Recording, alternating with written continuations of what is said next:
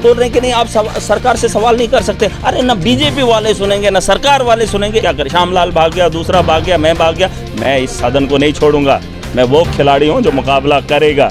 ये बात एमएलए महराज मलिक इस समय हमारे साथ है। सर, एक आपका बयान सुर्खियों में इस समय नज़र आ रहा है जहां पर आप लेफ्टिनेंट गवर्नर को माफिया के नाम से कह रहे हैं। उसमें कौन सी बुरी बात है?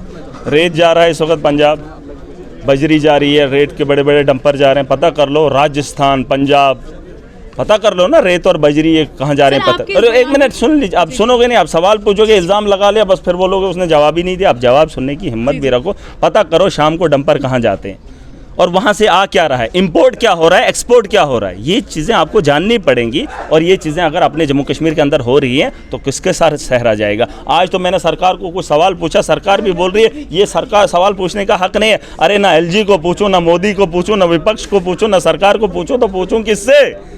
जम्मू के लोगों को बोलूं हिंदू तो ये भड़क के उठेंगे, मेरे पुतले जलाएंगे।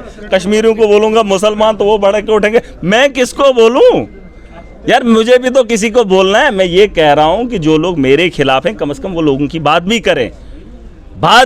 मैं कोई ऐसा गलत नहीं बोला हूं इतने सालों से। अरे यार दिन रात मुझे पागल कर देंगे जब ये सच सुनना ही नहीं चाहते। झूठ यहां बोलेंगे और मैं बिकने दूंगा, मैं यहां उछलने दूंगा। आज श्यामलाल शर्मा कैसे भाग गया? क्यों बीजेपी वो अकेला क्यों भागा? पूरी बीजेपी वॉकआउट क्यों नहीं की? जब उसने वॉकआउट किया था, सीनियर लीडर है, निकलना चाहिए था सबको। नहीं, एक दूसरे की अकड़ है। अरे लोगों की फिक्र है ही नहीं। वो बोल रहे हैं वहाँ बदबू है, मैं कह रहा हूँ बदबू है। मेरा घर है, मेरा वो रास्ता है, कई किलोमीटर तक बदबू फैली है और यहाँ लिख रहे हैं कि नहीं वहाँ बदबू नहीं है, उसको वहाँ से लिफ्ट और बस्ती के अंदर है और ये जवाब दे रहे हैं कुछ भी नहीं है। और ये बोल रहे हैं कि नहीं आप सरकार से सवाल नहीं कर सकते। अरे ना बीजेपी वाले सुनेंगे ना सरकार वाले सुनेंगे। एक एक आदमी क्या करे? श्यामलाल भाग गया, दूसरा भाग गया, मैं भाग गया। मैं इस सदन को नहीं छोड़ूंगा। मैं वो खिलाड़ी हूँ जो मुकाबला करेगा।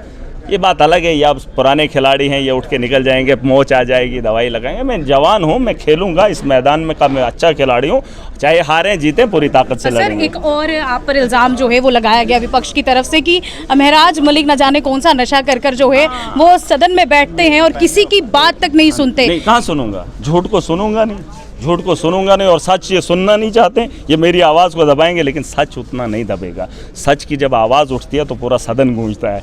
झूठ पर मिलकर फिर भेड़ बकरियों की तरह चीखना पड़ता है, कहाँ रोक पाएंगे? देखिए रही बात नशे की, मैंने तो बोला टेस्ट करा लो आपके पास। देखिए जब आएंगे ना इजाज़त है, महराज जब भी आए जिस जगह भी आए टेस्ट करने की इजाज़त है। और अगर मीडिया साथ लेके आए, किसी को किसी वक्त भी शक हो जाए, मैं जिस वक्त इनकार करूँगा, मैं बोलूँगा मुझे टेस्ट नहीं करना है, तो आप बता देना महराज नशे में होगा।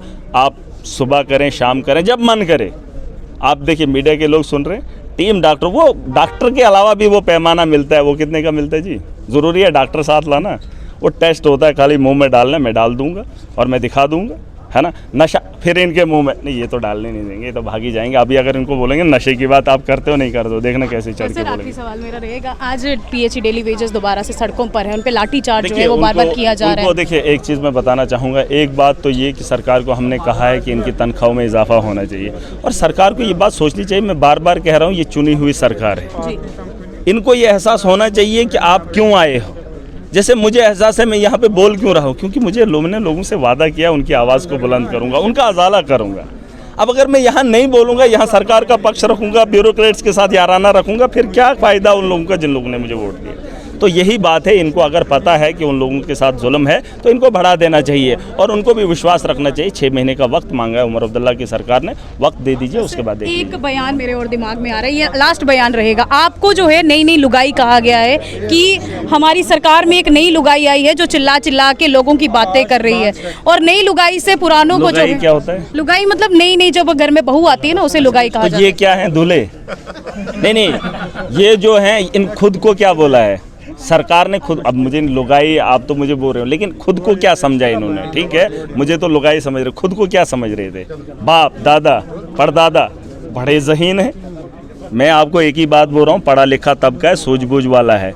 मैंने जितनी बातें की है हाउस के अंदर, जितनी बातें मैंने की है, मेरे मुकाबले में एक की भी बात खड़ी कर दो मैं इस्तीफा दे दूंगा। एक की भी जो खुद को बोल रहे हैं ना लुगाई प्लस ये विधानसभा है किसके लिए? क्या मैंने उससे भटक के बात की? क्या मैंने आउट ऑफ सिलेबस बात की जो हाउस के अंदर नहीं करनी चाहिए थी? और जो इनमें से कोई एक अगर मेरे बराबरी का हो, मैं इस्तीफा दे दूंगा।